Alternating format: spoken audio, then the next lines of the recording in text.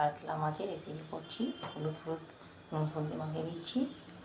তেল গরম হয়ে গেলে দুধ দিয়েছি, পটল ভাজছি, মাছ দিয়েছি, পটল ভাজছি, মশলা বেটে দিয়েছি, হাতে পেঁয়াজ কুচিয়ে দিয়েছি, আলু কেটে দিয়েছি।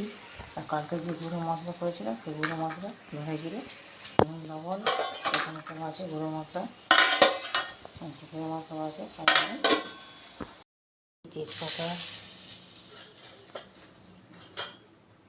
জিরে, গোটা জিরে, গোটা লঙ্কা দিয়ে দিলাম।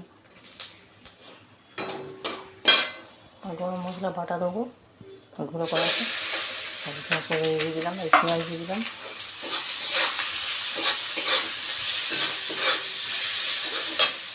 একটা ভাজা হয়ে গেছে মাছটা আদা দিয়ে দিলাম। আদার সঙ্গে ভয় কেটে নিয়ে তারপরে ডাল মশলা দিয়ে এবারে ধনে জিরে গুঁড়োটা দিয়ে দিচ্ছি, কাশ্মীর লঙ্কা গুঁড়ো দিচ্ছি কালারের জন্য, হলুদ দিয়ে দিচ্ছি, গুঁড়োটি দিয়েছিলাম অল্প কালার দিয়ে দিলাম, লবণও দিয়ে দিয়েছি পরিমাণ মতো। দিয়ে ভালো করে কষে নিই যাতে প্রয়োজন মতো টেস্ট হবে। এখানে দিয়ে দেখুন গরম জল করে রেখে দিয়েছি, পটলগুলো দিয়ে দিচ্ছি, পটলগুলো দিয়ে দিলাম, ভাজা পটলগুলো দিয়ে দিচ্ছি। তা বন্ধুরা এরকমভাবে রান্না করলে দেবেন মাংস তো খেলে খুব ইচ্ছে করবে। যে কাঁচা লঙ্কা দিয়ে দিচ্ছি, তা ভালো করে ফুটে গেলে এখন ভালো করে ফোটাবো, ফুটিয়ে তারপরে মাছ করে দেবো, গরম মশলা দেবো, ভালো করে দেবো। আমি ঝোলটা ফুটে গেছে, দিয়ে এক এক করে সব মাছগুলো দিয়ে দিচ্ছি।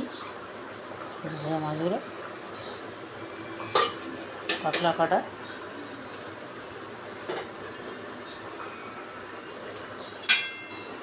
গরম মশলাটা দেবো, তা ধুয়ে নিই। এই গরম মশলা আর যে তৈরি করেছিলাম হাতে তৈরি দিয়ে দিলাম।